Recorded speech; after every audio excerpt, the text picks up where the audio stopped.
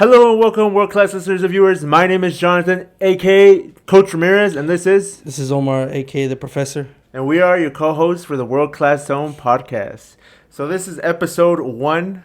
We did pilot episode last week, so we're finally doing the episode 1. Thank you guys for the followers. Thank you for the likes on YouTube, TikTok. Appreciate you guys. Appreciate it. We posted a couple of videos on YouTube Shorts, video on TikTok. So if you guys haven't checked them out, they're just shorts of the actual footage from the podcast at World Class Zone on social medias, TikTok, yes. X, YouTube Shorts, Spotify, also Spotify. Listen to us on Spotify, obviously, if you're listening to us on Spotify, Apple Podcasts. Yep. So we're doing things differently this time. We're gonna go ahead and actually be a little bit more prepared and organized. Introduce our new segments as well. Debut a couple segments.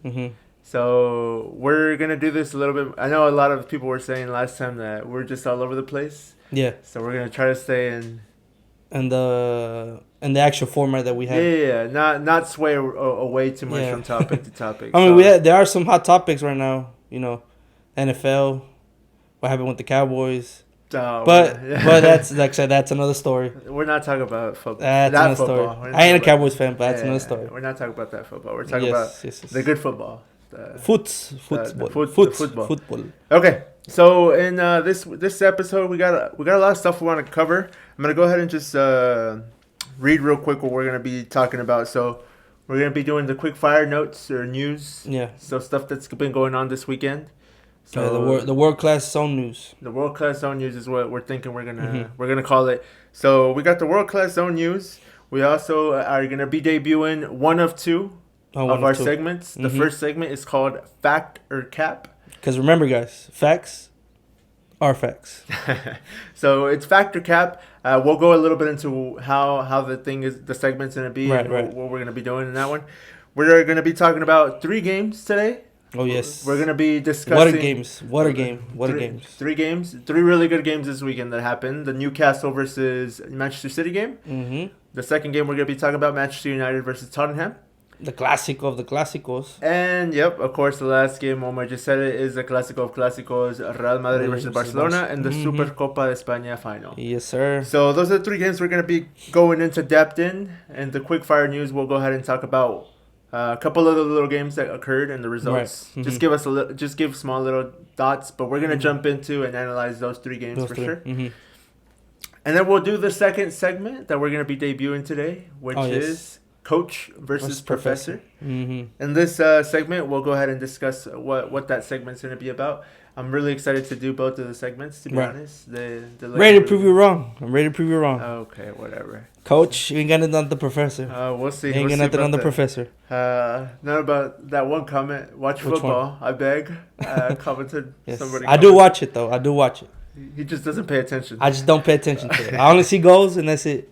He's like when they ask him to do something, he'll just ignore the. He'll hear it, but he won't listen to it. I ignore the objective and just do something that's not even the objective. Exactly. And then we're gonna cap things off with what me and Omar believe was the goal of the week this weekend. Goal of the week. Yeah. And what goals of the week we had? Yeah. We had a few that were really up there, but there was one that is best of the best, to my opinion. That stuck out to both of us. Unless if you have a different one, but I know for me. But I'll let y'all know which one though. Not now. And then that'll be the end. So we got again a stacked news to go through, or a stacked episode, for the first episode of the World Class Zone podcast. So do you want to jump into it? Yeah. So the first of the news. Yeah, go ahead. The World Class Zone news. World Class Zone news. For the news that I have going on that I investigated, we have the upcoming transfers. Yeah, we're gonna be talking about a couple transfers. Yeah, I have 3 of the ones that I think are the most important ones. The noticeable ones. Well, the noticeable ones, yeah. 3 of the most noticeable. First one is Arsenal. This one, Arsenal is going for Santiago Jimenez. It's not a surprise. I mean, the way he was working with that not Bundesliga. I'm sorry. Don't get me wrong on that, guys. The Feyenoord is being the striker, and I think he already passed Luis Suarez's record for it. And also another one that's a surprise is Chelsea wants Benzema. Benzema that's not doing so great in Saudi Arabia, by the way. He came off a great season with Real Madrid, and he's not doing so good. But Arsenal do need a striker. Yes, they sure do. Because Arsenal are not doing. They're not in the greatest form right now. Yeah, they got knocked out from the League Cup. Mm-hmm. They got knocked out from the FA Cup. Right. Against Liverpool, and they haven't been in the greatest form. They've dropped a lot of points lately. And this is the same thing that happened to them last season. And the issue was that they needed to find that goal scoring that they so much lacked in the last end of the season. Yeah. Which, everybody knows. Man City came up and ended up winning the league. They missed that so much last season. They missed that natural striker. Yeah, that player that can get on goals. Yeah. And, I mean, Jimenez does have the touch, though. Don't get me wrong. But a lot of people say the Netherlands league, it's like a second division league because not that many competition besides Feyenoord, Ajax, and PSV. PSV. That's the only ones. The Premier League is gonna be difficult if this transfer does end up happening. It's not a bad shout. Santi Jimenez is a good striker. I think 30 million is pushing it, to be honest. I mean, if it's that much of a amount, they gotta compete with Tottenham. Tottenham wants him too.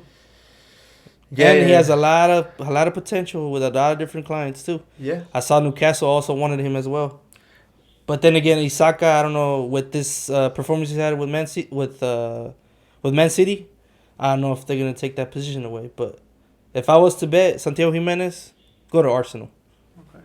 And you just mentioned Tottenham, who have been busy this transfer window. Yeah. They secured 2 signings, and they actually made their debuts against Manchester United, which we'll get into a little bit later. Yeah, we'll get into it, yeah. But yeah, it was two new signings we'll be talking about. Yeah. So go ahead. Next. Yeah, so Chelsea, like I said, wants Benzema. I mean... Chelsea or Arsenal? Chelsea. No, Arsenal wants Santiago Jimenez. Arsenal, sorry. Yeah. Chelsea wants Benzema. Can we just talk about... What? No. Yeah. Okay. So Arsenal is going for Santiago Jimenez. Yeah. And Chelsea wants Benzema. Yeah. That's a rumor. It's not an actual confirmed transfer. It's just a rumor. Also, Spurs is also bidding for Gomez for 30 mil. For euros. 30 mil euros. So I think those, for me, are the top 3 most important ones. I don't know if Coach Ramirez has other ones. Those are just rumors. Confirmed, our sources, Fabrizio Romano. He has confirmed a couple transfers. One noticeable for Manchester United. They just let go of Hannibal Mejbri. He's going to Sevilla on a loan with the possible option to buy. So that's a noticeable outgoing. I still believe they need to get rid of a lot of players. They still got the likes of Anthony Martial, Van de Beek. I mean, they got countless players in their team that just need to... And who's it for? Brush off. Hannibal. He's a young. No. But who? What team are you talking about? Manchester United. Oh, Man U. He just left on loan option to buy, with the possible buyback clause. Yeah. Hannibal. He had a couple games with the Manchester United. Excuse me. But he just wasn't at the level that they need him to be. So yeah. Him going to Sevilla is a good shout because honestly they tried him a little bit with all the injuries that Manchester United have recently had. And he had that exceptional goal against Brighton when they lost 3-1 at home, embarrassing defeat in September. But ever since then, he really hasn't been consistent enough to say that he deserves a spot at Manchester United. So him leaving, I think, is a good thing for Manchester United. And Sevilla get a good player because he's not bad. He's not bad. I mean, it gives more spots to different people. If Man U actually lets him go, maybe I heard it's another rumor, guys. They also want Santiago Jimenez. Yeah, and it's a Hannibal that wants game time. He's hungry. He wants to prove himself. Unfortunately, with Manchester United, it wasn't to be. But he's a good player, so they're getting a good player out of him. So I think as far as transfers, I think those are the main ones. Yeah, that we can talk about.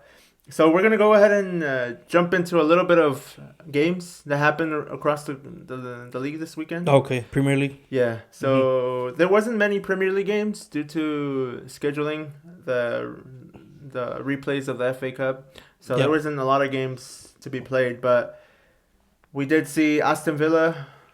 They went 0-0 against Burnley, I believe. Yeah, I think so. Let me double check on that. Yeah, Aston Villa. I mean, talk about Aston Villa right now. Unai Emery doing a wonderful job in Aston Villa, by the way. Yeah. I think it was 0-0. That's a surprising. Everton, excuse me. Aston Villa and Everton 0-0. So, again, an Aston Villa that's on top of the table. Surprisingly, they're in third place, but they drop points, and their hopes for top four is still there. But Arsenal and Tottenham still creeping right behind them. Yeah. So they're only 3 points ahead of Tottenham, who are in fifth place. Yeah. So, I mean, they still got some leeway because sixth place is West Ham and they got 34. So they're still like 9 points clear. Obviously, West Ham with the game in hand. But that was a game this weekend. On Saturday, we had Chelsea versus Fulham. Chelsea got a surprising win against Fulham. They don't really win games too much. They've been very inconsistent. Chelsea has. But you see, that's where the effecto Benzema comes in case if there's gonna be that inconsistency. I mean, just ridiculous how much Chelsea have spent this window though to be that bad. But again, that's what happens when you just send people off and you just buy. That's when you don't check your product and look at your product. They just buy without looking. Yeah. So yes, Chelsea take the win, and it's only due to a penalty. They didn't play so great, but again, they got the penalty, and Cole Palmer takes the penalty and Catracho, right? He's Catracho, or no? Or am I confusing him with the other one? Now Palmer used to play for Man City. Oh, okay. I think I'm confusing it with the one from is it Celtics? Or no? What are you saying? Cole Palmer left just this summer from Man City to Chelsea because I'm getting for confused. $45 million. I'm getting confused. Somebody else. My bad, guys. Around that transfer fee. My bad. Gosh, you're gonna make us look so bad. Anyways, fine. So we go to around the world, and we have a couple games that we want to talk about. The Bundesliga was back in action. Bayern Munich took the dub. They won 3-0. They beat Hoffenheim 3-0. Hoffenheim. Harry Kane again on the score sheet. Boy Canes. Harry Kane scores another goal. Yeah. 22nd of the season, Omar, for Harry Kane. It's not bad. Proving to be a top goal scorer. One of the best strikers in the world at the moment, if not the best. Doubt that, but okay. So Bundesliga 3-0. We came back with that return. And then this weekend we had the top of the top leaderboards. Bayer Leverkusen left it very, very late, but they secured the W against Augsburg 1-0 with a nice goal by Palacios. Palacios got everybody. They started charging everybody to the center of the box. Got the ball, just volleyed it as it was falling, and secured the win in the last 2 minutes of the game. So that was a very, very, very important win for them, and they stay. Who you said? Leverkusen? Bayer Leverkusen stay on top of the Bundesliga with 45 points. Right. So I mean, it was a late winner though. I mean, I'll check the stats and it's. Well, we got a good game coming. We got a good game coming up against with Bayer Leverkusen. They're going away to Leipzig. A Leipzig that just lost. Leipzig fell 1-0 to Frankfurt. Ooh, so Frankfurt. Yeah, they lost 1-0 to Frankfurt. But I mean, they're still in the top four. Leipzig is. Yeah. So, but let's talk about another team, Dortmund. Somebody made their return to Dortmund. Who could that be? Jadon Sancho. Jadon Sancho from Manchester United made his debut back to. Made his re-debut. To Borussia Dortmund. He's on a loan till the end of the season until they figure out what's gonna happen to him. Yeah. I mean, I could say a lot of things about Jadon Sancho. I saw a lot of stuff that was going on with Jadon Sancho, like on the social medias. Everybody's saying Jadon Sancho, he's back. Let Jadon Sancho cook. He's this. He's that. He better cook in his kitchen. Ten Hag out. Manchester United needed him. Manchester United a washed up club. Sancho this, Sancho that. Relax. It's a team in the bottom of the table in the Bundesliga. It's not like they were playing, Bayern Munich or something. It was the 18th place. Darmstadt, who's doing poorly in the Bundesliga or in relegation, and people just overreact. And honestly, like you've heard it. I mean, it's weird because if you go back, you would see different stuff that Dortmund was saying about Sancho, saying that his work ethic wasn't the greatest and this and that about him. But yet they sign him. And then he comes back and it's like a fairy tale story and whatnot. Yeah. This that. It's like the Mbappé stuff story. but what I mean is like he needs to leave Manchester United permanently in my opinion. Mm-hmm. I don't know if you agree or disagree, but I think he has to go.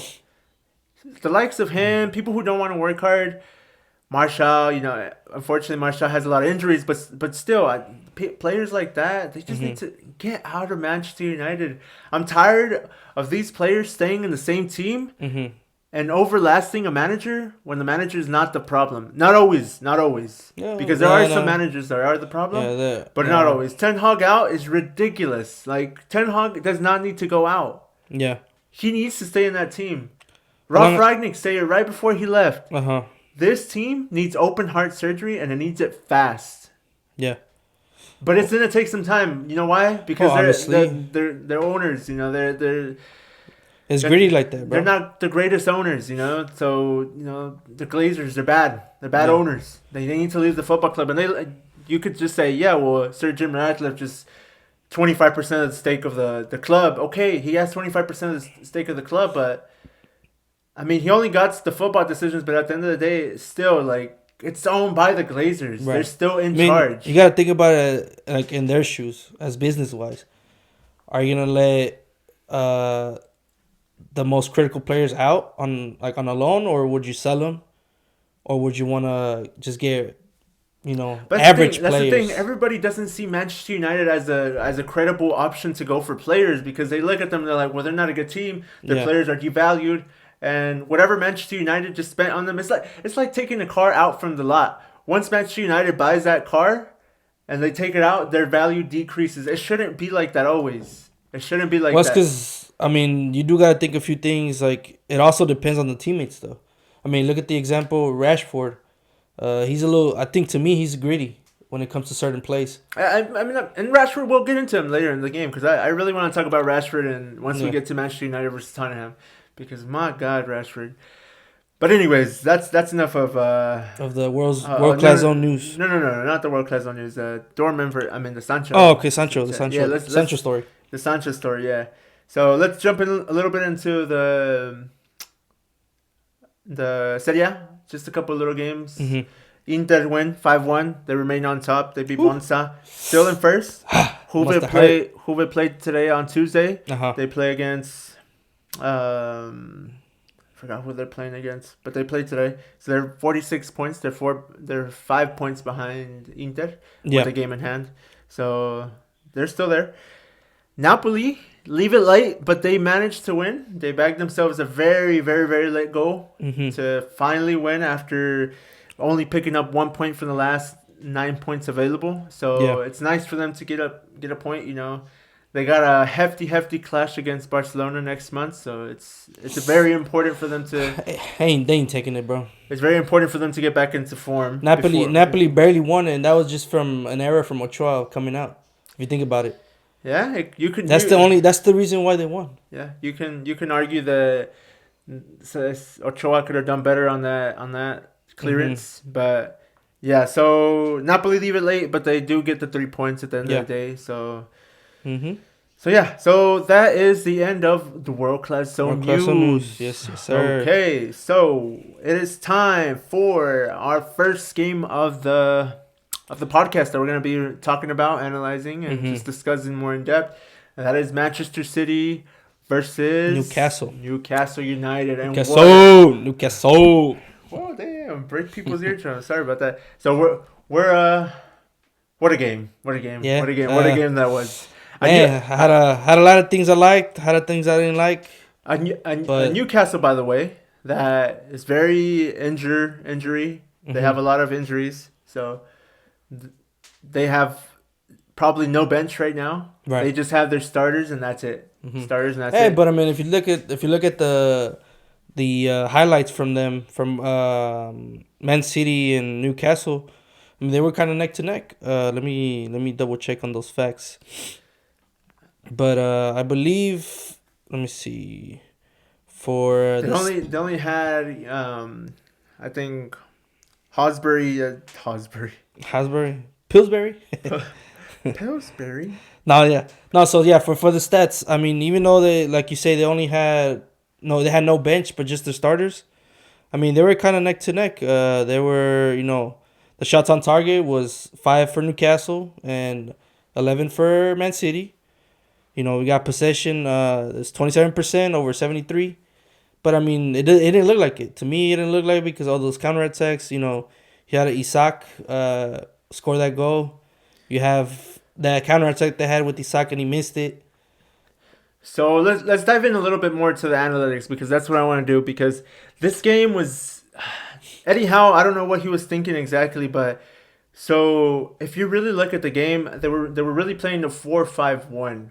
So they left Isaac by himself on the top, and for the first 30 minutes, it was completely Man City just utterly attack after attack. I mean, that explains 73% possession. Always.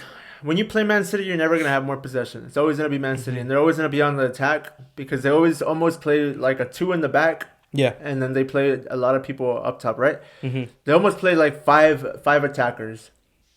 But what I noticed during the game was, and I don't know how Eddie Howe didn't see it. I thought he would change it, but he never did. Not the first half, not the second half.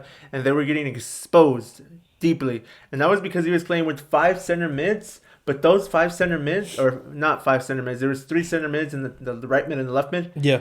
Those five midfielders were playing flat. So it was 4-5-1, but it was a flat 5. It wasn't a 2-3-1. It was a straight up flat 5 in the center in the middle. And what Manchester City kept on doing, and I don't know why they couldn't change it or anything, but you had Foden constantly drop in between that line of defense and the midfield in between, and nobody would cover him. Right. He would always grab the ball, and he had time to turn around. And you know why? Because the center backs didn't push up to cover him. So once he received that ball, he would turn around and he had space to go attack. Yeah. And they would break that line so easy because nobody was on Phil Foden. Yeah, no, I mean, if you look at the game when De Bruyne joined. We'll talk about De Bruyne later, but so let's keep it steady throughout the game. So 30 minutes in, dominance by Manchester City. Yeah.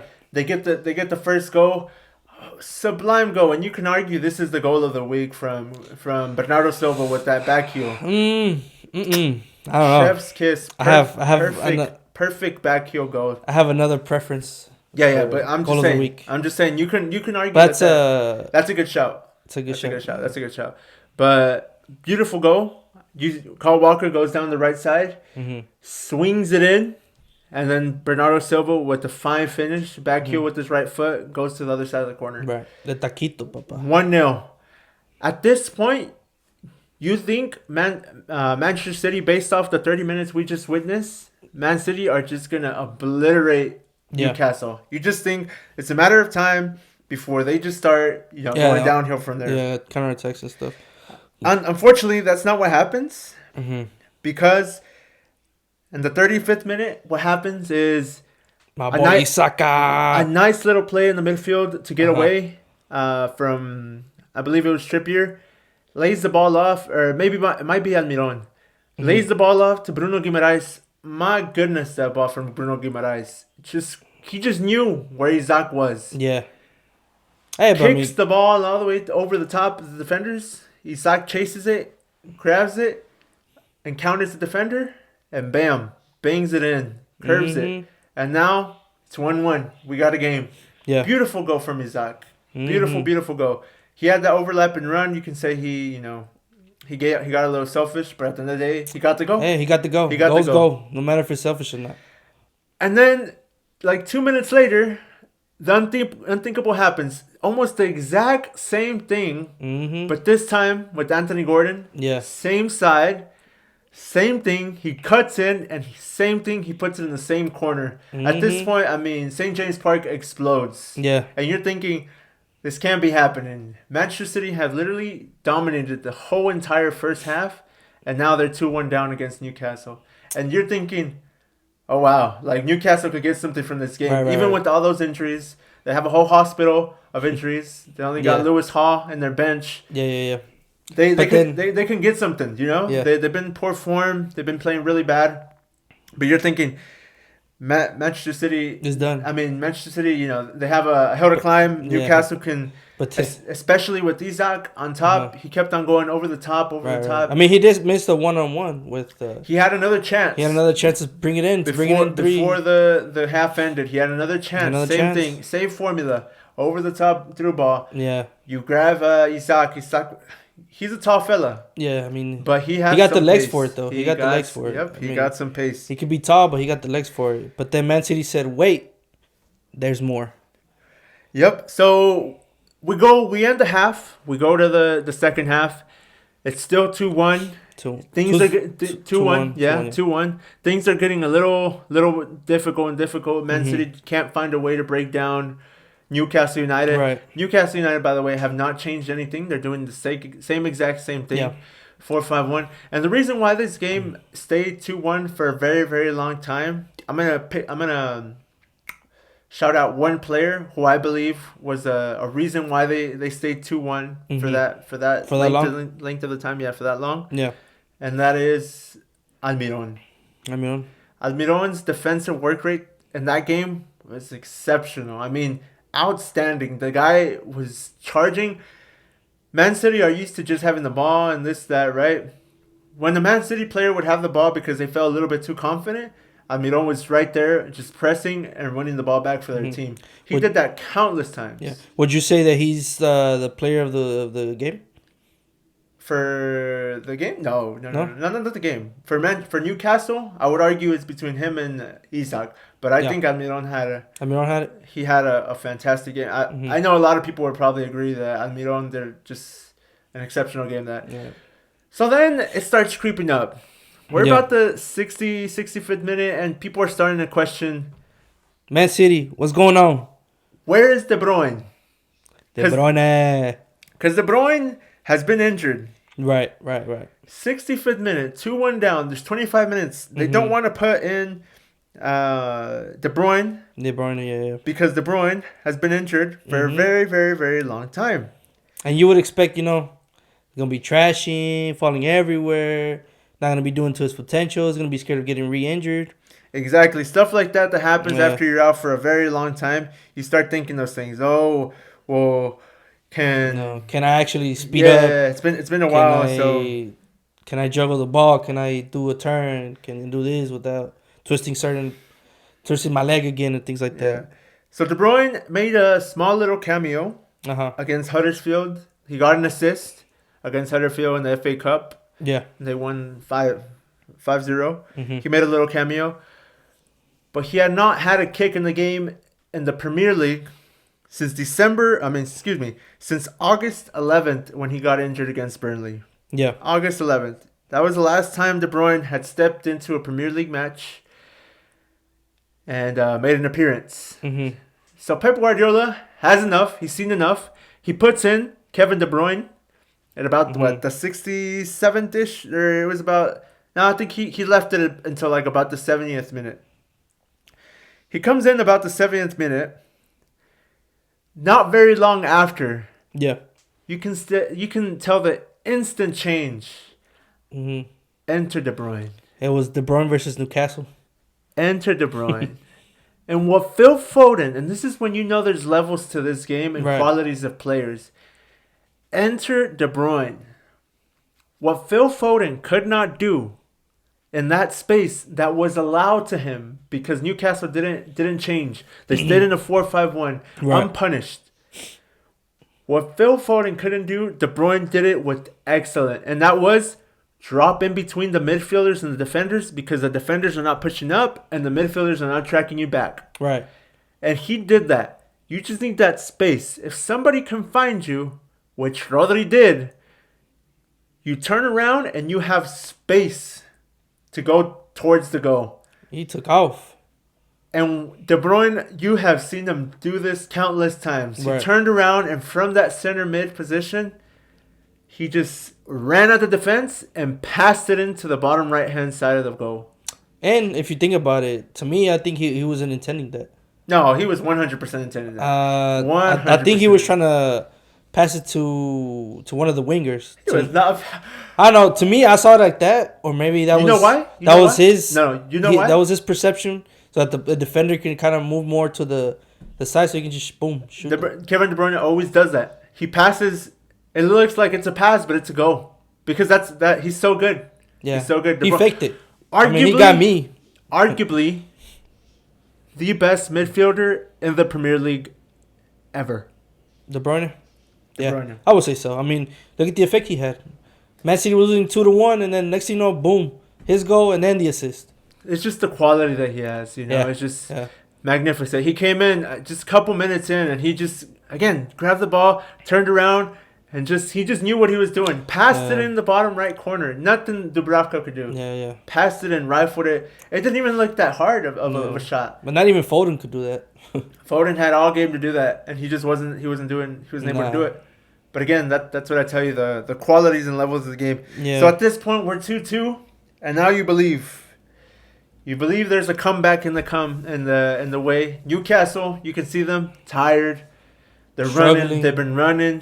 Again, no bench. They really have no bench that they can call on. They bring in Lewis Hall to try to help out a little bit. It's too late.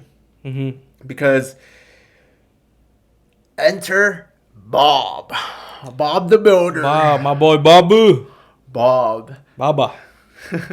So when Bob came in, I was thinking, why Bob? Now, who was that? Why Bob? No, I've seen Bob before. Yeah, no, but I mean, that was his first go. Yeah, but I'm thinking like... And his debut. But I'm thinking... No, in my head I'm thinking, why Bob and why not somebody with more experience Jackie Grealish, you know? Yeah. Jack Grealish could have came in and done a little bit more effect, but Pep Guardiola, masterclass, he says, nah, I'm bringing in Bob. And it's not just Bob, because who was the one that gave him that pass?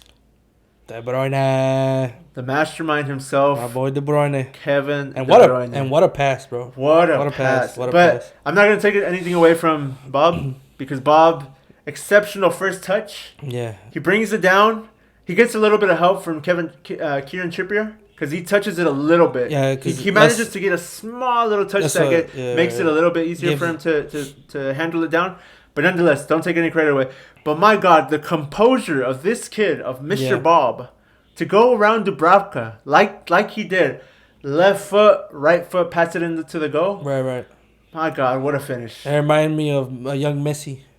What a finish! When he did that. When he did that. No, it was the finish. Not the play, though. Just the finish. Yeah, the finish. Just the finish. And 3-2 in the 91st minute, and Man City end up taking all 3 points. Guardiola and his staff going crazy on the sidelines. Mm-hmm. Eddie Howe just can't believe it, and so Man City end up taking on 3 points, and they keep in pace with Liverpool, who are still on top of the Premier League with 45 points. Excuse me. Right. Didn't play this weekend. They play in the Carabao Cup again. Mm-hmm. Against Fulham for the second leg on Wednesday, I believe. Yeah, and then for one thing for Man City though, on their Premier history, they have won more games, and scored more goals and kept clean sheets. I mean, if you think about it, it was expected to win. Yeah, and they've beaten Newcastle the most out of any Premier League team. Right. They have beaten Newcastle the most. So 22 times. So the history was against, history doesn't always matter much before games, but history was highly against Newcastle. And, of course, the injuries did not help. Right. They were playing at home, so they helped a little bit. The crowd was behind them. Yeah. But it just wasn't enough. If Isaka would have scored that one-on-one he had again, it might have been a different story. Yeah. Remember we talked about the 2-0? It's always a... Well, they were 2-1. They weren't 2-0. No, but it's the 2-0 or 2-1. It's always that score that always gets you at the end, bro. Yeah, you're right. Mm-hmm. So, again, Man City stay close to Liverpool. Newcastle, unfortunately, with that defeat, they are in 10th place. And that's their 4th consecutive Premier League loss. Yeah. They're just not doing so great right now. Out of the Champions League. Out of the FA Cup. No, pues... out of the Carabao Cup. Yeah. So we'll see. They're still in the FA Cup, so we'll see if they can get a trophy there. But yes, they stay in 10th place. Mm-hmm. So that is that game. That was Man City versus Newcastle. Newcastle. Mm-hmm. So before we jump into the second game that we want to talk about, we're going to go into our first segment. We're going to be debuting Fact or Cap. So I'm going to go really quick. Cap. I'm going to go really quick and explain what this segment is. Yeah. So basically, me and Omar are going to read 3 statements to each other, one at a time. Mm-hmm. And after, I am going to ask, was it a fact or a cap? Mm-hmm. And Omar, if I ask him, he's going to have to tell me it's fact or cap. Vice versa, he asks me, I have to tell him if it's a fact or cap. Right. Okay? Mm-hmm. So we both came up with three statements we want to go ahead and ask each other. So, Omar, do you want to go first or do you want me to go first? Yes, sir. I'll go first. All right, go ahead. Guys, fact or cap? Okay. Here's the first one. Is it fact or cap? Thierry Henry holds the joint record of the most assists with Kevin De Bruyne in the Premier League. Fact or cap? I think that's cap. I think Kevin De Bruyne holds the most assists in the Premier League. No, sir, that's a fact. Not anymore because I don't know when you looked this up, but Kevin De Bruyne just got an assist. It's a fact. That's what I see here. It's a fact. Yeah. From my research, it's a fact. When was this research then? This research was done. Let me see. You're not starting to get off. I would have to see. Man, look, is my facts? Why would you pick a statement like that on players who are currently playing who can get more assists right now? That's my facts, bro. I'm gonna say mine because okay. I'm gonna go with mine real quick. All right. So, the 2010 Champions League was between Inter versus Bayern. Fact or cap? The 2010 Champions League final was between Inter and Bayern. Is that a fact or is that cap? What you think, guys? Homeboy capping? I would say a cap.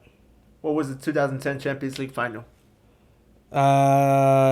That I don't know, but I would say it was a fact. You are wrong, and you have no ball knowledge. That is indeed a fact. It was when Jose Mourinho defeated the mighty Barcelona and went on to face Bayern, and they won. He won the treble. You remember? Yeah. I think I kind of remembers now. Hey man, it's 2010, bro. Come on, it's been what 14 years. No matter. I'm gonna remember this. Do you have ball knowledge or not? I do, but not that far out. You ain't got ball knowledge. All right. Do you have a better one? A better one? Yeah. A better. I got you. Right, go ahead. Harry Kane holds the current scorer of the most Premier League goals. Fact or cap? That's a fact. I think that's cap because I think Alan Shearer has the most goals in the Premier League. And then you say No, it's cap. Alan Shearer has the most goals in the Premier League. According to my research, that's a fact. Did he pass Alan Shearer? That is a fact. Before he took off. Did he? That's a fact, my boy. And then you say I don't have ball knowledge. Come on, man.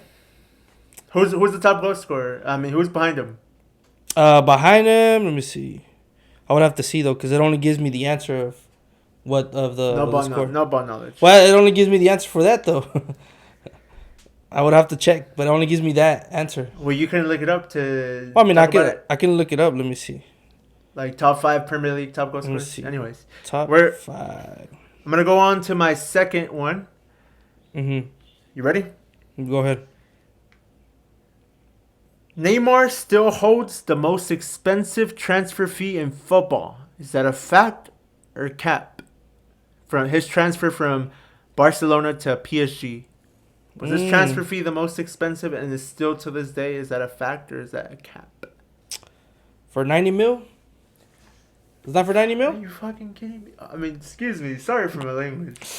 No. Are you kidding me? Oh, that's for when he went to Saudi Arabia, right? Yes. Okay. No, I said when from Barcelona. Oh, Barca to PSG. To PSG. Oh, okay. I'm sorry. I would want to say it's a cap. It's a fact. There is not another dude. His fee was expensive. 222 million. That was his transfer fee. I thought Messi was the most one.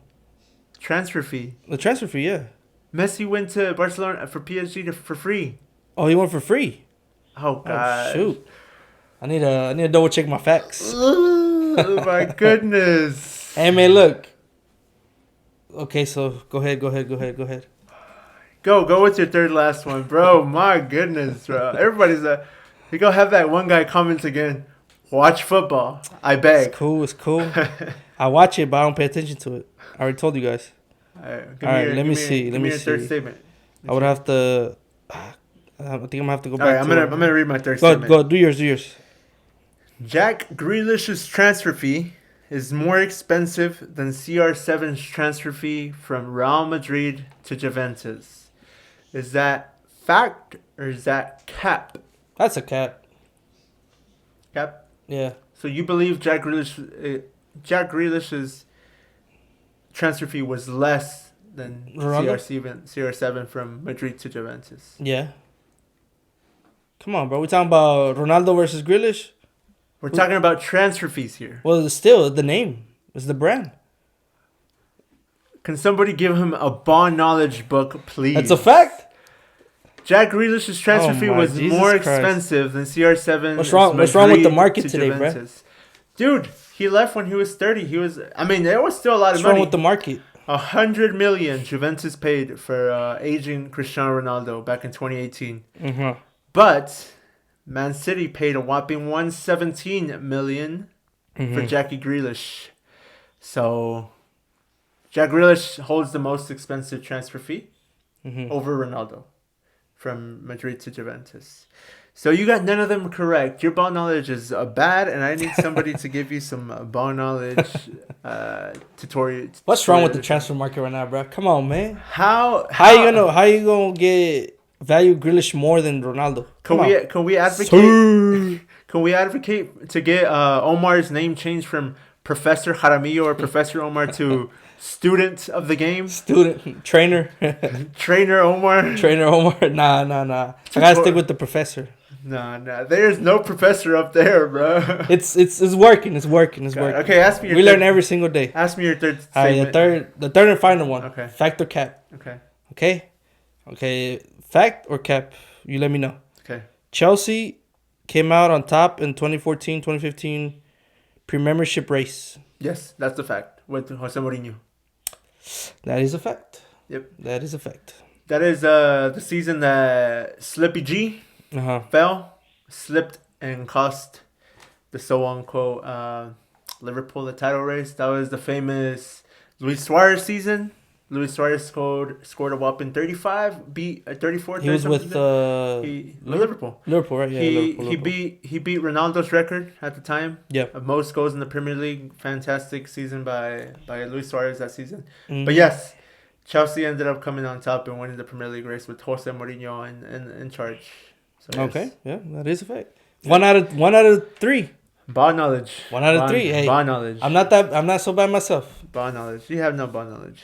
Nah. Anyways, so that concludes a shaky first segment of Fact or Cap. It'll be a lot better. Omar will only get better with his answers and questions or statements. Questions. Both. No, well, the questions they were pretty knowledgeable. I mean, if you say you're more knowledgeable than me, you should have got them. I got 1 or 3. Yeah, but if you have the I wasn't way off though. If you had the knowledge, according to you would have gotten it. Actually, the first one wasn't even a good one because De Bruyne got an assist. So technically, I got 2 out of 3. No. That's what the facts said here. Because facts are facts. Anyways, so that was Fact or Cap. We're gonna move on. Fact or Cap. So we move on to the second game that we're going to be talking about, Omar. Mm-hmm. That is Manchester United versus my boy Tottenham.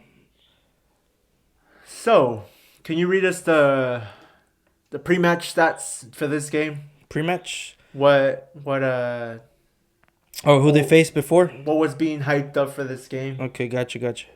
All right, so Man U, last game for Man U. Man U. They faced not Forest. That's how you say it, right? Not Forest. Not Forest. Not Forest. I'm sorry. Yes. That one they tied, which is 2-2. And the stats that I have, they're not tied and not Forest. No, they lost. Sorry, my bad. Embarrassing loss. 2-1. My bad. I'm sorry. The stats that I have here for Man U, they had 10 shots, 5 on target. They had 55 possession. 489 passes. Passive accuracy, they had 80%. And they still lost. That was with Nottingham Forest versus Man U. Also, we have Tottenham facing what's the I don't know how to pronounce their name. So Manchester United came in having only secured 4 points of the possible 12 in the last 4 Premier League games. They're in horrible form. I still believe a lot of it has to do with the fact that they have a lot of injured players. Yeah. It's not the coach's fault, and I will continue saying it's not the coach's fault. This is the players, and he has not had a squad where he can actually choose his full starting 11. Right. Yeah. So it's not Ten Hag out. Please, right. Yeah. Please stop with the Ten Hag out because it's irritated me. Mm-hmm. I mean, Man U. If you think about it, Man U has lost 9 of their 20 Premier League games. So they've lost a lot of games, but the thing is, shockingly, this is the second draw of Manchester United in the Premier League. They either win or lose. Win or lose. But you know why? It's because of the way Ten Hag plays. Mm-hmm. He's either going to go for it and he's going to get counterattacked and get beat, or he's actually just going to get beat, or he's going to take a dub. Right. But if he's tying a game, he knows that this is Manchester United, a big club. He's going to go for the win. Lots of times that costs him, and he takes the L. And I mean, it's part of the game. Mm-hmm. But anyways, so the game started. Very, very quickly, Manchester United came up on the score sheet with Rasmus Højlund. Oh no! Hey, I try to speak German, bro. It was okay. Don't let us go off topic, please. It was Rasmus Højlund. He came up with the early goal, and you know what they say when goals come, they come in rain. Is that what they say? Yeah. Anyways, it took forever for Rasmus Højlund to finally get his first Premier League goal. He finally got one against Aston Villa, and then he gets another one today. Very early on, they take the lead. They're up 1-0 at the 3rd minute. 3rd minute, yeah. And then next thing you know, boom. And then after that, this game was just all Tottenham. Realistically, yeah. It was a Manchester United who came out to play counter-attack football. Wait. Kind of who? I try to say park the bus and counter-attack football at the same time. Hey, man, what you thinking about? It was a Manchester United who came to just park the bus and play counter-attack football. Yeah. And that was their game plan for the game. They did pretty good. Tottenham really weren't dangerous. This is a Tottenham who come in without the likes of Dejan Kulusevski. Yeah. They don't have Heung-min Son. He's out on Asian duty with his Asian Cup duty. According to duty, sir. Kulusevski was ill, so he couldn't play. Yeah. So they debuted Timo Werner from just recently acquired from Leipzig on loan. Oh yes. And this is a Timo Werner who used to play for Chelsea and Liverpool. No. Is it Liverpool? He did not play for Liverpool. I have a sleep right now. My bad, man. But I'm thinking of somebody else. I'm sorry. I'm looking at the lineups. But no ball knowledge. Go ahead. I'm sorry. Sorry for interrupting you, my boy. Timo Werner, who made his debut, he started the game, shockingly. They don't have any other options, so they started with the front three of Richarlison playing down the middle. Mm-hmm. They didn't have Kulusevski because he was injured. Yeah. So on the left side, they had Timo Werner, yeah. And then Johnson for the right. On the right wing they had Johnson. So a weak 3 compared to the strong 3 of Kulusevski, Heung-min Son, and Perisic is sometimes up there. But so they had a decent game. Tottenham had dominating possession, really just honestly just holding the possession. They never really created anything. Yeah, I mean, very very dangerous. They had a few options. Yeah. But their threats came down set pieces. Because they got a set piece, and my God, Manchester United could not defend a set piece. They were just all over the place. Yeah. Well, I mean, the stats, talk to themselves. You got 64% possession from Tottenham, and compared to 36% of Man U. I mean, you have the shots on target. They had more shots on target than Man U. 6 on 2. Yeah, the shots on target though, they weren't very dangerous for Onana. They weren't, but out of those 6, 2 were goals. Onana, but they weren't too dangerous. Yeah, but 19th minute comes, Richarlison gets a header. I mean, so easy for him to get a header there. And Eriksson, what was Eriksson doing, my boy? What was he doing? They didn't defend well, so Richarlison gets the goal. He levels it 1-1. And then every single corner that Tottenham had, it just felt like it could go in. Yeah. Because they just couldn't defend. Yeah, I mean, if you look at the Richarlison goal, like if you take a look at Eriksson, he was somewhere else. Like he was somewhere else. Onana wasn't coming out. He just stayed. Like I mean, if you have the ball close to you, wouldn't you come out for it at least? But. So time for my Coach Ramirez analysis. So the center mids that Manchester United were playing, they were playing with 3 center mids. Mm-hmm. They had Kobe Mainoo next to Eriksson and Bruno Fernandes playing as almost number 10. Mm-hmm. But realistically, it was almost like Kobe Mainoo was a CDM, and it was Eriksson and Fernandes playing as an 8 and 6. Right. Or, next to each other. Yeah. Kind of 10 and 8, yeah. Whatever. 2 pivots. Or not really 2 pivots, but... Two-step. Just a CDM. Uh-huh. The thing is, Eriksson is not... Defense is not his greatest quality. Yeah. He does not know really how to defend well. He does not know how to track back. And the same thing goes for Marcus Rashford. Because I cannot tell you and express how many times I saw Marcus Rashford walking back. Yeah. I mean, he did not pressure one bit and try to help out on defense. I mean, if you think about it, he was greedy, bro. He hasn't scored a goal since May. He didn't score a goal since May. So he was trying to get as much as he could. So the game plan was simple. Defend, and defend. and defend. And just get the ball to Bruno. And Bruno or Eriksson, we're going to pick off passes off to Rashford. Yeah. That is what the game plan felt like. Either Rashford or Garnacho. Yeah, because, I mean, they had no other chances besides them two. So, over and over, you would do the same thing. Pass the ball. Right. Bruno Fernandes would stand on the right side, flip over the ball, over, and Rashford would just chase onto it. Right. Countless times. Rashford has so many opportunities because they did get chances. Yeah. They did get chances. He didn't miss one on himself. But the chances that they got, Rashford, what he did, his decision-making in Tottenham's game was so poor. And I don't know what's going on with him. I mean, I don't know, his sharpness, his mind is just not in the game. But he is just slacking. I mean, when he had to shoot, he would cut in. When he had to cut in, he would shoot. He would shoot, yeah. Just completely off. And the good thing is that, the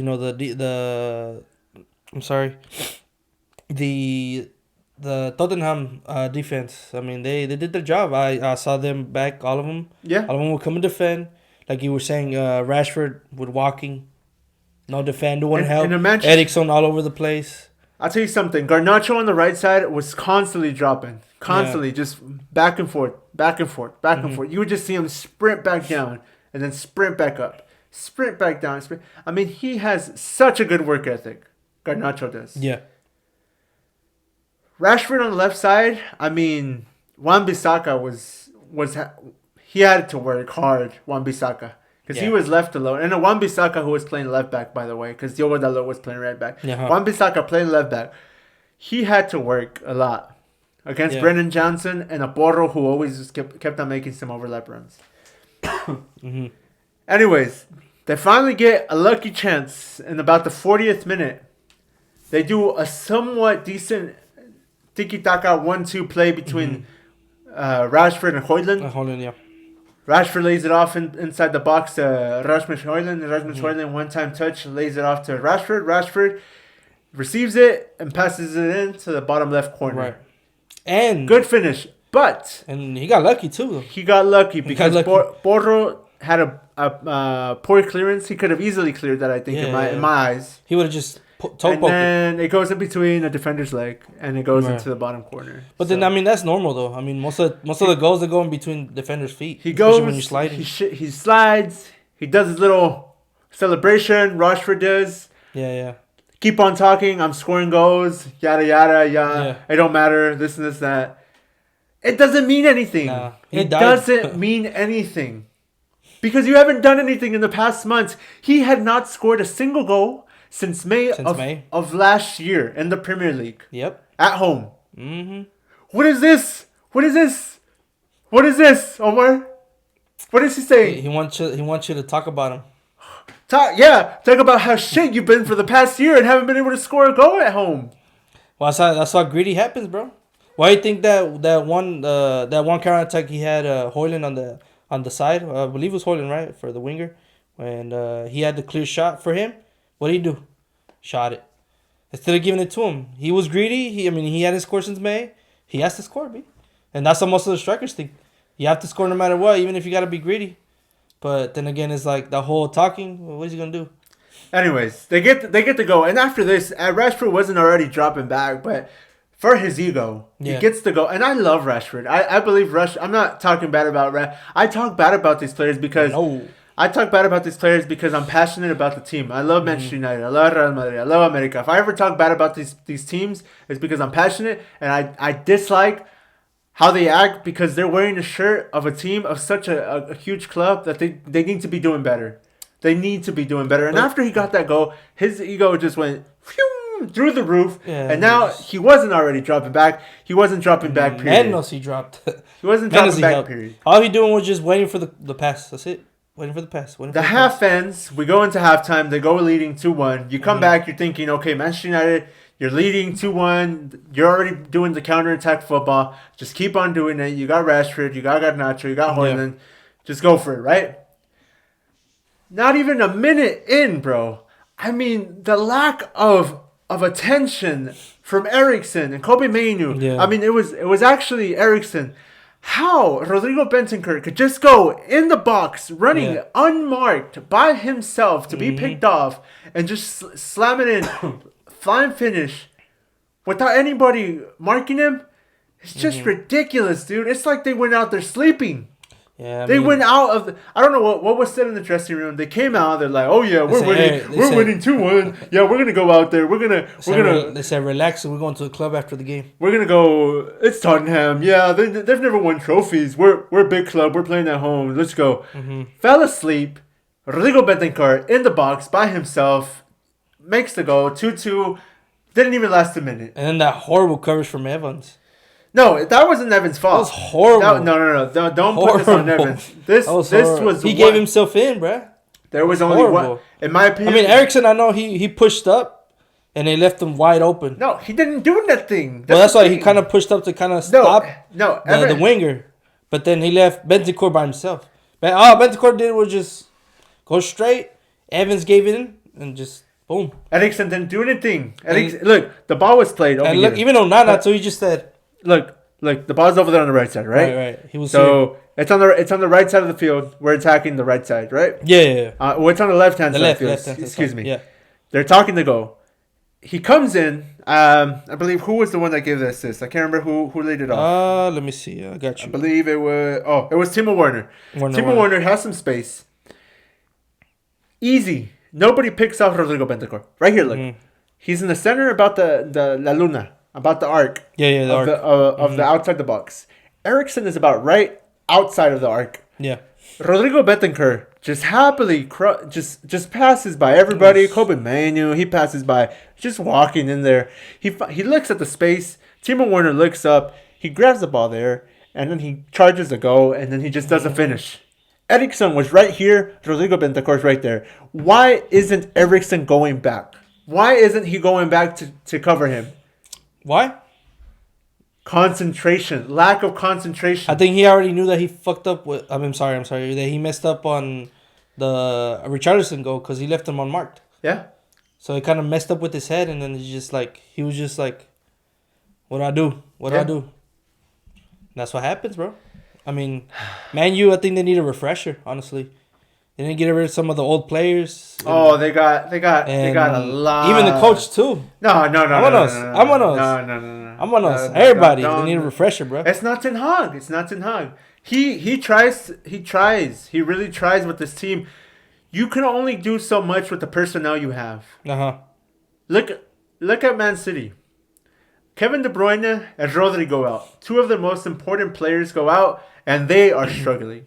Man City is. Yeah. Manchester United have not. For God's sake, they're playing Johnny Evans at center back. Johnny Evans at center back. And he did horrible. Johnny Evans at center back. How is this team supposed to compete with the highest of levels? So Johnny Evans, who wasn't even in the squad, like he wasn't even any other. I think I would prefer to switch him with Maguire. Well, I mean, Maguire's injured, so they. That's what I'm saying. No, yeah, I know. But Maguire's been doing good. Evans, they've been doing good, but they did have some good news, Manchester United, because somebody made their return.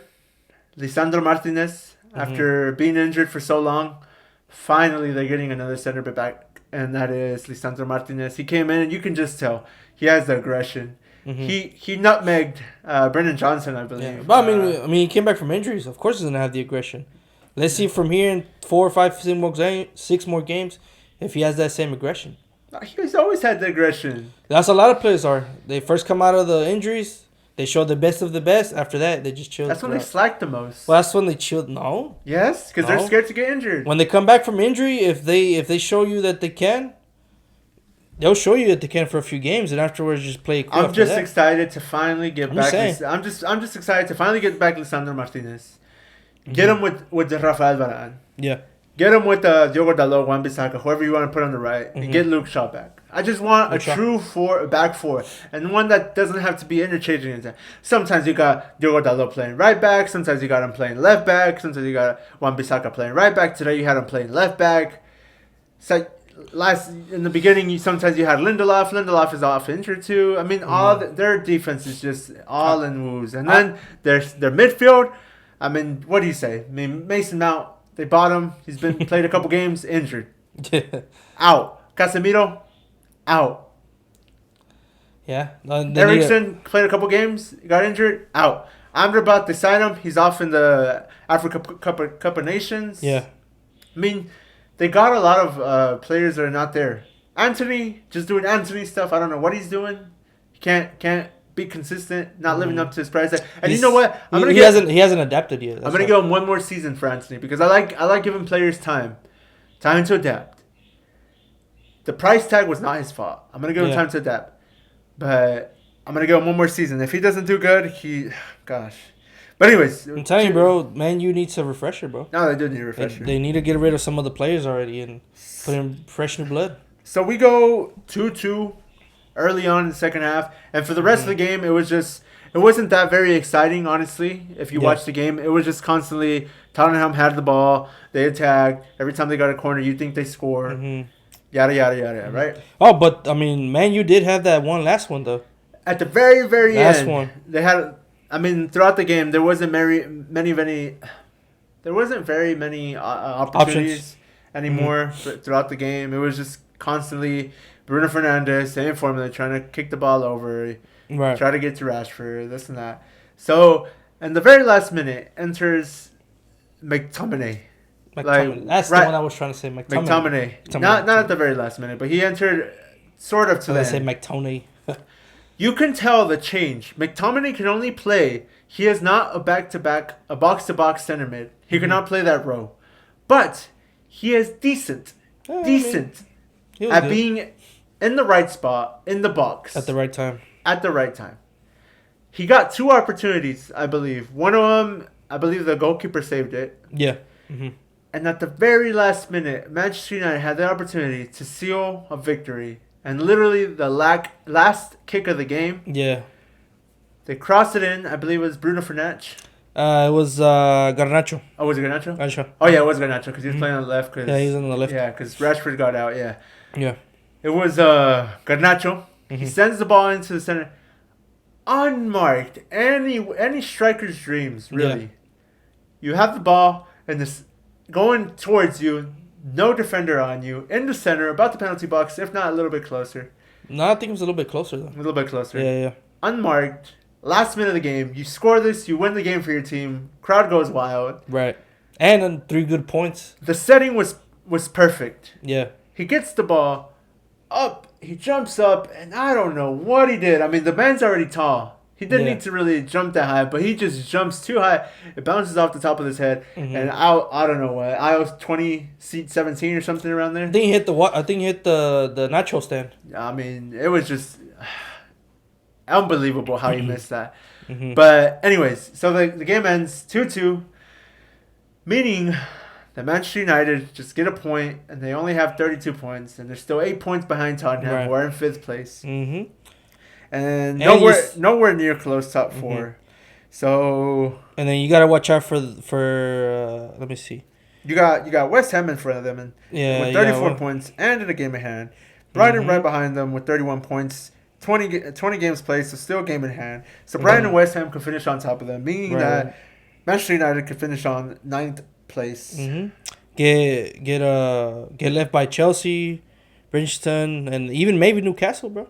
If you think about it, they're just playing horrible. Manchester United's next game, they're playing in the FA Cup.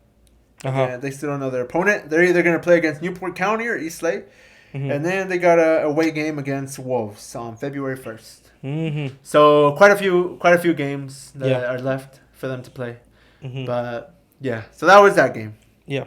So all right, so that concludes that game too. That was a really good game. So before we jump into the final game between Real Madrid and Barcelona, we're gonna do our second segment, which is called Coach versus Professor. I'm going to go ahead and run through what this one means. Yeah. So we're going to ask questions. Only this time, 3 questions. I'm going to ask Omar 3 questions. Only this time, I'm going to give him multiple choice answers. So he has options now. I want to see if the professor knows what he's talking about. So thank God, bro, because I needed some help. I'm going to start first, if that's okay. So, I got my 3 questions. And join along if you're listening to at home. Make sure you join along. Try to see if you guys have the ball knowledge, unlike this gentleman over here. Nah, he hating, bro. He hating because I'm the professor. And he does what I tell him to do because he's the coach. But don't worry, guys. I got this. Y'all believe in me. I know y'all do. All right. So, we got the first question. You ready? Go ahead. If you listen at home, join in. It says, in what year did Messi score 91 goals? Very easy question. Was it A, 2009? Okay. Was it B, 2011? Was it C, 2012? Or was it D, 2013? I would say 13. 2013? Yes. All right, I think you guys have had enough time at home to think about this, or at work, or wherever you're listening to this. Your answer is incorrect. Ah, come on, man. Messi scored a total of 91 goals in a calendar year of 2012. 2012, yes. And nobody has ever scored that many goals in a calendar year, apart from Messi himself. All right, go ahead. All right, cool. Now my turn, sir. Yes. Coach Ramirez, are you ready? I am ready. For your question. Say it. Are you ready? I'm ready. Go. Are you not? All right. Here you go. So for first question, Erling Haaland scored 4 hat-tricks in his debut season in the Premier League. Which other City player scored a hat-trick this season? A, Julian Alvarez. B, Kevin De Bruyne. C, Philly Foden. D, Riyad Mahrez. Riyad Mahrez. Oh, Mahrez. I'm sorry. Riyad Mahrez. Which one? So who else scored a Premier League along with Haaland? Yes. If I'm not mistaken. This is a tough one. Come on, man. There's 2 players, but I'm gonna go with my. With your gut. And I am going to. Come on, man. Come on. Okay. Come on. I'm gonna put a caution. I believe it was Phil Foden. Final answer? if it was not Phil Foden, that's my final answer. But know that there was two players. The other player was Julian Alvarez. But I'm gonna say Phil Foden. Mm-hmm. Phil Foden. Final answer. Final answer. Are you sure? Yes. It is Phil Foden. Hey, it is Phil Foden. Let's go. Phil Foden scored a hat trick in City 6-3 win over United. Yeah. I remember him having the ball. Yeah. As did Haaland, who set up two of the Foden's goals. They were only 8 hat tricks in the league this season. Haaland scored half of them. So yeah. Phil Foden. Ball knowledge. Phil Foden. The coach having the ball knowledge. All right. Lucky on that one. No, I didn't. I knew it because I have ball knowledge. Sure. How many goals did Thierry Henry score in the Champions? I said about 20 feet. 20 feet. Can you let me finish the question? Dale. How many goals did Thierry Henry score in the Champions League? Yeah. A, 45. B, 50. B. C, 55. Or D, 58. What was answer choice A? 45. B? 50. C? 55. And D? 58. Let me see. As a professor, I got to calculate. Okay, so 2 divided by 1 equals 3. By 5 divided by 2 minus 50. That is the correct answer. Yes, sir. The professor. Knowing how many goals Thierry Henry scored. Thierry Henry scored 50 goals in his Champions League career.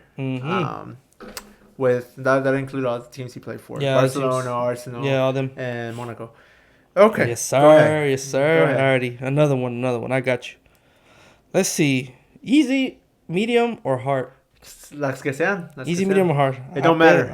Okay. I got the ball knowledge. Got you. Alrighty. Which club scored the fewest goals in the division but still stayed up? Answer choice A. The Wolves. B. Everton. C. Bournemouth. If that's how you say it. Bournemouth. Ándale, them. My bad. And D. Chelsea. So who do you think did it? Easy answer. Who? D. Chelsea. Are you sure about that? 100%. You like that answer? Like that answer. Let me tell you, sir, that you're wrong. It was the Wolves. Damn it. It was the Wolves. They were close though, right? Chelsea were close. Close, but it was the Wolves. Wolves scored just 31 goals.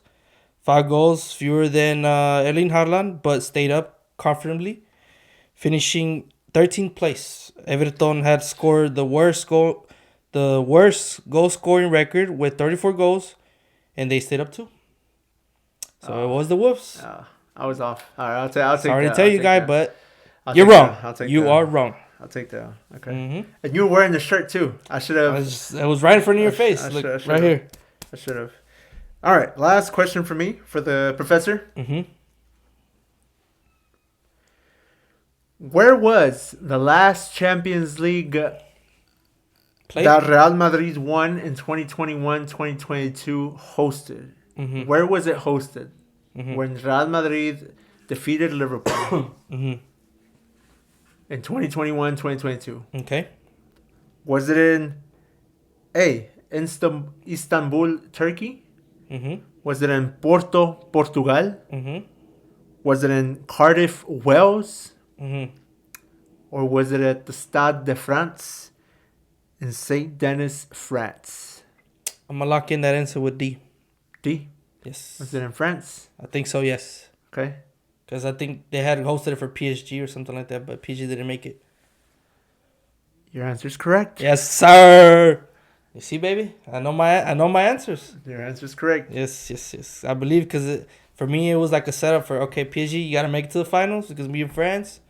You got to make it. But it was perfect. They had the Neymar, Messi, and Mbappe. You know, it was perfect for them to possibly win a Champions League. Had the 3 Musketeers, but they did not make it. Unfortunately, to their liking, it was Real Madrid who ended up taking it. Yes, sir. Alrighty. You ready for the next one? I'm ready for the last one. Third and final question. Go ahead. Easy, medium, or hard? What you want? Make it as hard as you can. Okay, bueno, volteate. I got it. Just kidding. All right. Question number 3. You ready for it? I'm ready. Are you sure? I'm positive. You want to take the L again? I'm ready to take it up. Gotcha. In which fixture was there a 43-year gap between two managers? Okay. Let me say it again. In which fixture was there a 43-year age gap between two managers? I'm ready. Okay. Answer choice A. Arsenal versus Leicester. Leicester, right? Leicester City. Leicester City. Okay. Okay. Answer choice A. B. Tottenham and Crystal Palace. C. Bournemouth, and Leeds. Okay. D. Southampton and West Ham. Which one? Come on. You said hard. I got you. Which one? I think I want to say C because Bielsa is very old, and at the time I want to say the manager of Bournemouth was Eddie Howe, and Eddie Howe was very, very young. Yeah. I just don't know if there was a 43-year age gap. You want to lock in that answer?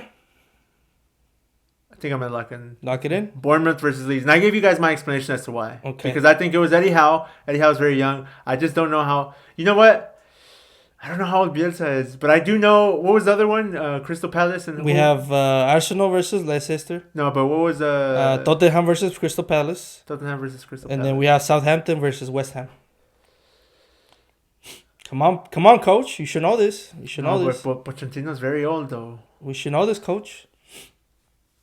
If you don't know this, you need to take that title back to. You're gonna start from water boy to. All right, I'm gonna go with Tottenham. I'm locking my answer at Tottenham versus Crystal Palace because of Roy Hodgson and his age. And then they had the very young player. It's because I don't know how old Bielsa is, and I don't think he's that old. But Roy Hodgson is very, very old.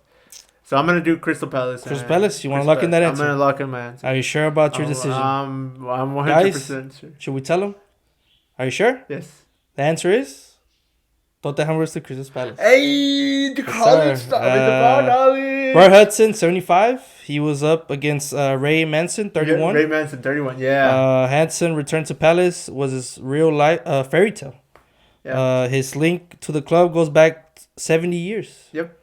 So, yeah, because I know I don't think Bielsa's that old, but I knew Roy Hodgson was old, and Ray Manson took over when they fired Jose Mourinho, I believe. When he got the sack. Well, there you go. So barely got it. You're about to mess it up. People probably impressed with my ball knowledge. Nah, I don't think so, bro. They're impressed with my ball knowledge. Well, that is what it is. So yes, you did get it right, but you always close. You were so close. All right. Take it down. That was a successful coach versus professor. I hope you guys enjoyed that little segment. Yeah. And who did y'all go with? The coach or the professor? Yeah, I already know the coach has the ball knowledge. Professor got it though. I taught him what he knows. So. Oh God. All right. So we go into game of the week. The Supercopa de España Clásico. Final. This was hosted in Riyadh, Saudi Arabia. What a coincidence. This is for the final. This is where they're getting the money. I believe they get paid. What a coincidence. 20 million just for playing the game. Barcelona what I would do with 20 million. Madrid. So obviously they're doing it for financial reasons. I can tell. But anyways, let's get into the game, Omar. So this was... Let me put it like this. This was El Clásico. Let me put it for you guys. Right. El Clásico. Real Madrid versus Barcelona. Once again. Vinicius Jr. versus... Lewandowski. You got Araujo versus... Rodri. Let's do this again. Okay? You're slacking. He caught me off guard, bro. So I was like, what? Get in the game. You got... Real Madrid versus Barcelona. Barça. El Clásico de Clásicos. Supercopa de España final. Right. You got Vinicius Jr. versus Lewandowski. You got Araujo versus Araujo versus Rudiger. Sorry. You got the likes of Pedri versus Valverde. Valverde. That's a good one. Bellingham. I was looking for Bellingham. But it's okay. Okay. Anyways. But the most important is you got... Well, according to this game, adults Real Madrid versus children Barcelona. Right. Because that's what I saw. Veteran versus students. I saw a bunch of kids running around trying to play with a bunch of grown men who are experienced in the game. It reminded of me when we played when we were in middle school and we played versus the older teams. Yeah, yeah. Basically. But it was the other way around, though. Well, yeah. That's what I'm saying, like, using the analogy. Anyways, you had these superstars of Real Madrid playing against these, dare I say, mid players of Barcelona. Because honestly, I think that's what they are. And I don't want to hear anybody from Barca coming at me saying like, but we have injuries. But Gabi's injured, and but we got a lot of injuries and this and that. Joe Felix got it though. Don't give me any of that, because Real Madrid have injuries too. Yeah, they do not have their starting partnership, and they haven't had them for almost the entire season. Militao got injured in the very beginning of the season, and he's been out with injury. Then, unfortunately, Alaba got injured, and he's out for the remainder of the season. Right. He is out for the remainder of the season. Uh-huh. And then we don't have our goalkeeper. On that. He's out for the entire of the season. Yeah. So don't give me stuff like that, because our defense is not the starting defense. Okay? I mean, he did good, though. Was it Lulini or Lunin? Lunin. He did good. So this game started off really, really, really bad.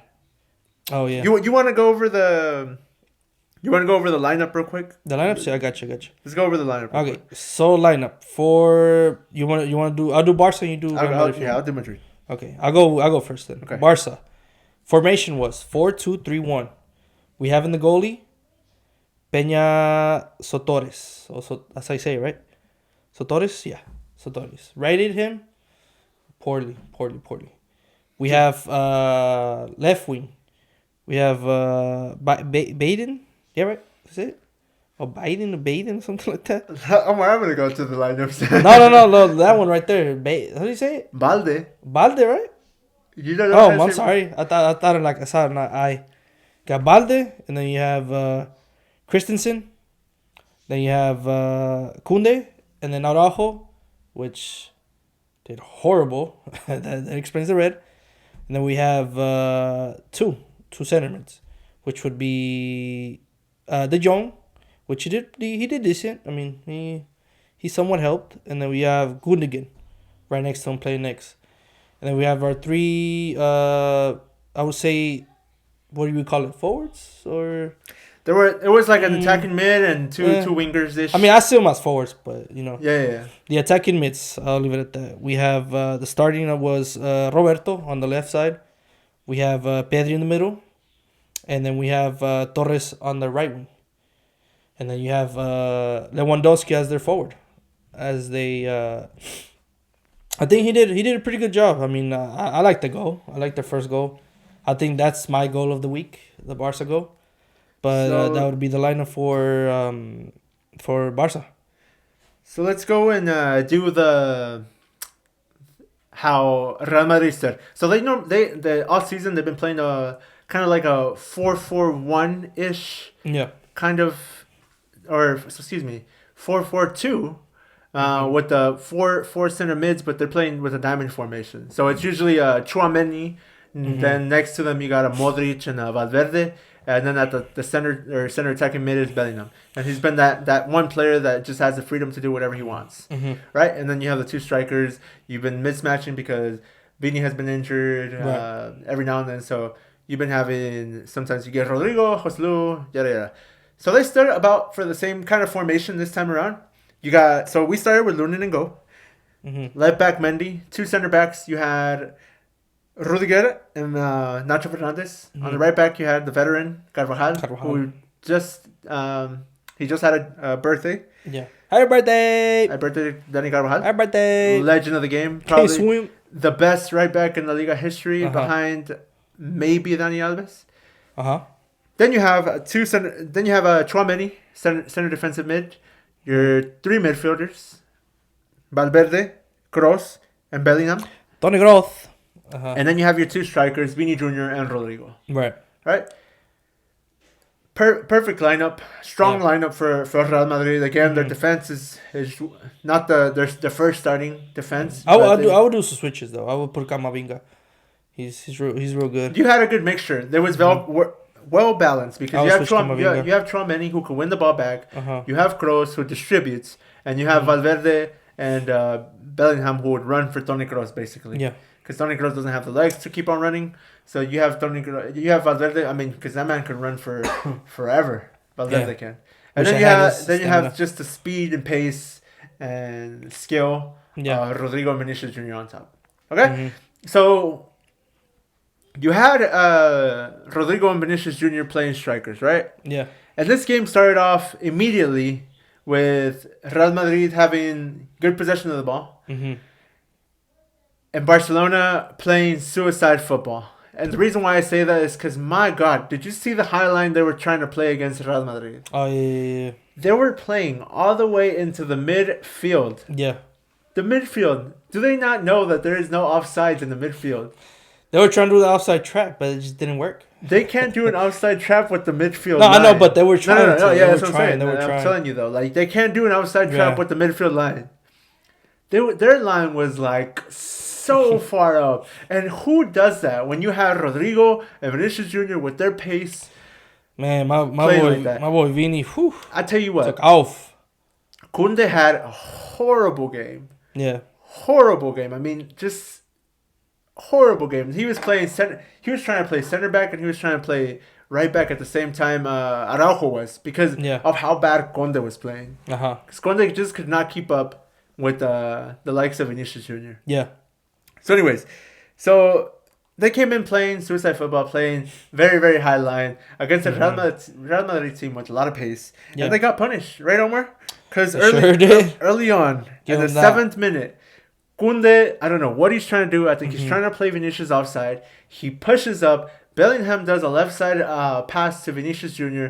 And then because Koundé tried to push up to get Vini Jr. offside, he misses the ball. Vini Jr. has acres to run into. All he has to do is go around the keeper and finish it off. And you have 1-0 Real Madrid. And that's what he does.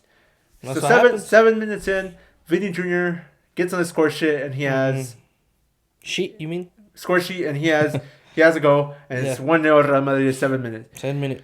You think after that, you'd think Barcelona would learn. I mean, I would have figured they would react, but they do the same exact thing. They have the high line. This time they make it literally all the way to the halfway line. Halfway, Rodrigo is a smart player. He runs before the halfway line, and then he starts taking off as soon as the pass is passed to him. Yeah, before they see it. He breaks that line. I don't know what Barcelona defenders are doing. He's clear on goal. They can't catch up to him. Vinicius Jr. outpaces on the left-hand side. I think it's Araujo. Yeah.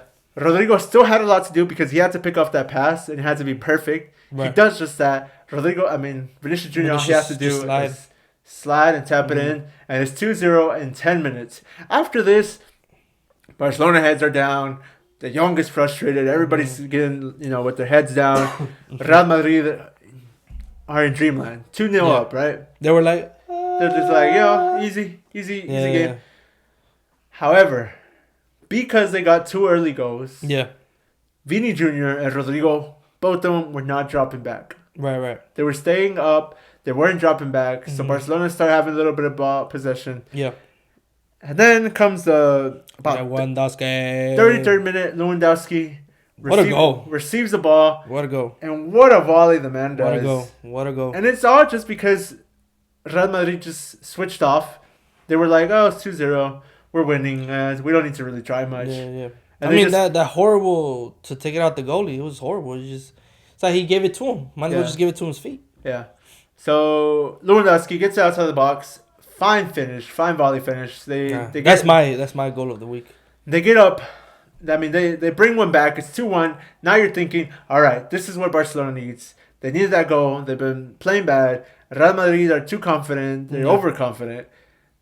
Barcelona are going to come back, right? This is what you're thinking during the moment. Barcelona has a chance. Yeah. If there's one player that they needed to step up, it was Lewandowski, and he did. He's got the go back.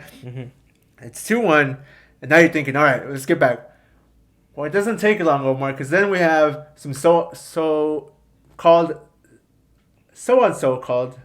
controversy with the penalty given to Real Madrid because Araujo drags back Vini when he's about to go in for a header. Yeah. A lot of people are saying this is controversy. I'll tell you what, that's not controversy to me. You know why? Because it's a perfect cross. Yeah. Vinicius Jr. beats Araujo to the position. Real easily. Once he gets beaten to that position, you can't lay your hands on him anymore. Yeah. You have to give him the space. He beat you, it's done. You make any type of contact to prevent him from... I would have slide tackle him. From winning the ball, it's a penalty. Yeah. Araujo falls asleep. He grabs Vini from the back shoulder. He pulls him back slightly. It's not a big pull. It's not a big pull. We're not going to exaggerate. It's a slight pull. It's just that Vini sold it. Vini sold it quite He does sell it very well. But regardless, he still grabs onto him. He falls down. Referee points to the spot. It's a penalty for Real Madrid. Yeah. VAR takes a quick look at it. It said it's confirmed. Yeah, it's a PK. Araujo gets to the yellow card. Goes confirmed. Back. And we got a penalty for Vini. Vini's already on a hat trick. Is he going to convert the third goal? Omar? Does he convert it? Yes, he does. 3-0. 3-0. Vini Jr. Masterclass. 3-0. My boy Vini. In the 39th minute, he becomes... Is it wild to say? One of 5 fastest hat tricks. Yeah. He's on top fastest hat tricks in the first half. Vini Jr. Yeah. Is it wild to say he's the new CR7? Oh God. Is it wild to say that? Yes, it's wild to say that he's a new CR7. Keep it that way, and he might be. I mean, he already got the number, so might as well. And this is he's not there. He's not there. He's not. I'm not saying he's not, but you never know. You gotta dream. After the match, because he celebrated. He celebrated. He celebrated like Ronaldo. After the match, they asked him what the celebration was, and he said, "I did it because Chris is my idol." He said it in Spanish. Lo hice porque Chris es mi ídolo. And he knows he's loved in Saudi Arabia, obviously, because that's where they played. And that's why he did it. So I don't think he's there, Omar. I don't think he's close to being there. If he wants to be there, he's gonna have to score lots and lots of goals. Lots of hat tricks. lots of hat tricks. You're right. So, but he's a good player, and he is coming off of an injury too. Yeah. He has not played in a while. He's been slowly getting into games again. So he got the hat trick against the schoolboys, Barcelona in the first half. Magnificent, 3-1. You're thinking in your head, Barcelona fans Barcelona players are thinking in their head, man, we got to go back now. It's 3-1. It's probably over now. So we go into halftime 3-1. Start the second half. Barcelona are still completely doing the same thing, playing that high line. They still haven't learned. They're still getting... You just felt like anytime Madrid got the ball, they were going to score. Yeah. Barcelona had no answer. Again, schoolboys versus teachers. Schoolboys versus kids versus adults. Yeah. Real Madrid were just all over them. And you would be like, well, Barcelona had ball possession and this and that. They didn't do anything with it. Even though they had 58%. They didn't do anything with it. Madrid didn't need the ball. Nowhere to be found. Madrid didn't need the ball. Yeah. So, anyways, we go into the 64th minute. Correct? Yes, sir. And then we get a fourth by none other than Rodrigo gets... It's actually a ball from Valverde, who crosses it into Vini Jr. Vini Jr. tries to lay it off to Bellingham. Bellingham can't reach it. Again, it's the man who's had a horrible game today, Koundé. He tips the ball, lays it straight to Rodrigo. Rodrigo passes it into the bottom left corner. It's 4-1 Real Madrid. And at this point, you're just like, it's over. Game's done. Ciao. The game was already done to begin with in the 10th minute, but it's completely done now. Yeah, there was no way of coming back. After that, again, every chance Real Madrid had, you just felt it was going in. Felt it was going in. But nonetheless, They had their opportunities. They weren't successful. Madrid to make it 5, 6, 7, 8. They could have had as many goals if they wanted to. Yeah. They stepped off the pedal a little bit. They were just playing. I think when I say like a couple minutes during the game, it was just Vinny Jr. would get the ball, do a little nice back heel. Yeah. Bellingham would get the ball. They were just toying with them. Now. They were just toying with them. Barcelona were just trying to chase the ball. They were starting to get a little heated. A couple fouls here and there until I believe Araujo comes in. I want to say it was around the 71st minute. 71st, yeah. Araujo comes in charging at Vinicius Jr. Vinny touches the ball back. Araujo thinks he's playing baseball. He swings, he misses the ball, and he catches Vinny. It's a strike. Strike, you're out. Tarjeta roja, second yellow. He's out of the game. He's over here going. Oh, sorry. He's over there shaking his hands like this, waving them up in the air like, "Oh, this is rigged. This is rigged." I say, "Go home, boy. Go home." These refs are against me. And this is how is that a yellow? Yada yada yada. Yeah. Clear yellow, clear red. Yeah. Araujo out. I mean, it was bound to happen, bro. I mean, 4-1. You think you wouldn't get mad? It was bound to happen. They just chased the ball after. Nothing really happens. I mean, you do have that one clip play that they could have made an effect if Joao Felix would have scored that beautiful goal. Yeah. With that back heel, he backheeled him to himself. If that would have been the goal, and now still where it might have been set. It might have been 3-3. It might have been Barca taking the dub 4-3. You never know. PKs, but either way. Easy game for Real Madrid in the end. Yeah. Never really trouble, to be honest. It was always just. It was a warm up. It was a warm up. It was a lot easier than the game against. I'd argue that the Atletico Madrid game was a lot harder than this one because it was. Yeah. The Atletico Madrid game was pretty tough for them. So it ends 4-1. Real Madrid secure their 13th Supercopa de España. Final. Esto es para vosotros. Sí. But yes, Real Madrid, 13th cup. 13th cup. They're still one behind an all-time record of Barcelona. Yeah. But they get the revenge from last season when they lost to them. So it ends 4-1. Real Madrid are back in action on Thursday. They play against Atletico de Madrid away for the Copa del Rey. Yeah, Copa del Rey. Barcelona, they're back in action too. I think they play against Unionistas on Wednesday. Yeah. So they're in Copa del Rey action. So that's what's coming up for them. So those were today's 3 games. Yeah. Again, not really much to analyze apart from the bad lack of defense from Barcelona. Yeah. And just Madrid just being Madrid. Yeah. Just constantly. Yeah. And then when you think that, they're going to drop levels in games. Yeah. You bring people in like Modric off the bench, Camavinga off the bench. Toni Kroos. Yeah. So, I mean, Toni Kroos, severely booed during this game. I don't know if you heard it. He was booed throughout the whole game, and I think I know why of his remarks and stuff, and that's just politics or whatever. So we'll leave that aside. But yeah. So 4-1, the end of the score, and that was it. That was this weekend. Yeah, a lot of action this weekend. So yeah, really good stuff. So that's it for all the games we covered today. We're gonna end it off with. I know Omar already said his, but we're gonna end it off with team of the game of the world class goal of the week. World class zone of the week. Yeah, world class goal. World class goal of the week. Omar just stated that it was. For me, it was Lewandowski. That volley that he did, even though Barca lost, that volley. I mean, I'm also in between Bob's goal, the finish, but I think Lewandowski takes the icing on this one. That's mine.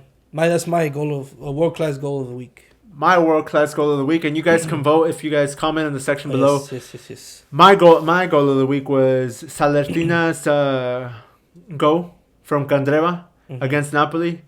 I mean, outside the box, he gets it outside the arch. He gets a midfielder coming at him. He goes right next to him. Doesn't even think about it. Bends it in, top bends, left hand side, curls it in, finesse shot. I mean, exceptional goal. That's my goal of the week. I thought it was the not the Browns. I'm sorry. Bernardo Silva. Bernardo Silva. No. You prefer the back heel over him? No, I don't prefer the back heel. I prefer Candreva's I prefer Candrevas go over Bernardo Silva's. Back heel is a lot harder than upper 91. I know, but just saying. Just the finish of Candreva was magnificent. So I'm gonna go with that one. I'm gonna stick with that one. So y'all guys vote and see who leave a comments. Yeah. Who took the dub on world class of the goal, world class goal of the week. Yeah. If you choose Lewandowski's beautiful volley, or Candrevas go finish upper 90. Upper 90. All right. So that concludes this episode. Remember to follow us on Twitter or X. On YouTube. We'll have the video posted. Yes. Every single Tuesday we got an episode coming out. Yeah. Spotify. Listen to us on Spotify, Apple Podcasts, TikTok as well. Amazon. Make sure you follow us on TikTok. Anywhere you listen to us. Pre-order us on Direct TV. Anywhere you listen to us on podcasts. Yeah. Go ahead and search us up, World Class Zone. World Class Zone. Leave us a 5-star rating. Leave us comments. Yes. We'll read out any comments next time if we have any important ones. Any suggestions of games we should watch? Also leave a suggestion. Any suggestions? Share, follow. Like I said, follow us on TikTok as well at World Class Zone. So let us know. Let us know if what goal of the week or what games we should watch. Yeah. And we go from there. And if we see that, y'all prefer a certain league, we'll go towards it. Or if y'all prefer all around the world, including, international games, including different leagues from like Liga MX, MLS Cup. I mean, not MLS Cup, sorry. The MLS, anything of that nature. We're gonna stay in this format though, covering 3 games, but it'll be any 3 games. We just chose these 3 games because they were the most important. But we're gonna stay in this format. Again, successful debut of our segments. Factor Cap. Coach versus Professor. Those are going to be weekly things. We might change them up every now and then. But for now, we're going to stay. Hopefully, Omar gets better segments. That's it for us. So, hope you guys enjoy again. Yeah. Subscribe, leave a like, comment. Leave a 5-star rating and everything. 5-star rating, follow. And then, like I said, let us know how we did. And if you ain't following us, you ain't with us. Exactly. All right, so, you wanted to end it off with your... Thank you, guys. Thank you for watching the video. Thank you for the follow. And like I said, facts are facts. Remember that our facts are facts. All right, we're out. Have a good one. Bye. Later.